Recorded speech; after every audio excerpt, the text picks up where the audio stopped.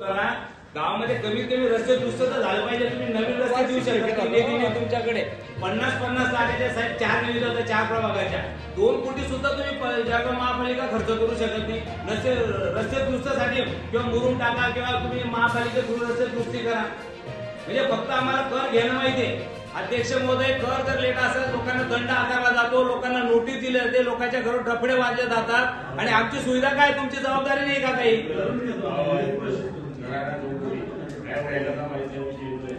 आपल्याला मागच्या वेळेला कर्मचारी मी तेही विनंती करतो साहेबांना, एकीकडे कर्मचारी नाही 90 कर्मचारी शासनाने आपल्या महापालिकेने टेंडर त्याच्या निविदा काढून आपल्या भरती केलेलीच आहे. त्याला दिलेलं द्या ना तुम्ही. आजकडे आपल्याकडे कर्मचारी नाहीये. काय अडचण काय आपल्या नियोजकर्त्यांचा गॅप केलेला आहे. तुम्हाला जी शंका असेल ना त्यांचा गॅप केलेला आहे. आता एकीकडे कर्मचारी नाही, एकीकडे दुसरे कर्मचारी रिन्यू नाही करत आहे तुम्ही. अडचण काय आपल्याला करायला साहेब? याबाबत आम्ही निवेदन सुद्धा पब्लिश करू. कळते का सर्व गोष्टी काही? तुम्हाला काल इतक्या तासभर 2 चर्चा झाली. तुम्हाला काय बाकी डिपार्टमेंटला सगळे लोक घेतात. तुम्हाला काय ब्रेक दिला तर 1.5 महिन्याचा ब्रेक दिला तर तुम्हाला घ्यायला काय हरकत आहे? फायनल होईल. 1.5 महिना झाला तरी कामावर कोण येतं. तुम्ही परत टेंडर काढा, थोडा तरी नेमा. तुमचा काय इंटरेस्ट मला कळतो त्याच्यामध्ये. कशाला रिकामे उद्योग करतायत? पोरं बसले 17ची पोरं ते तुमच्या ऑफिसमध्ये येऊन बसलाय दिवसभर तिथे.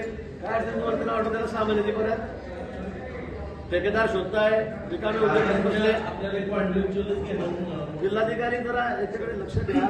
त्यांचे उद्योग वेगळे चालले दिसतात. त्यांचं टेंडर काढा, त्यांना नंतर मग टेंडर घेऊन ते कॉन्ट्रॅक्चर घेतील, त्याच्याकडून 3-3 महिन्याचा पगार ते लोक घेऊन टाकतात त्या पोराजवळून.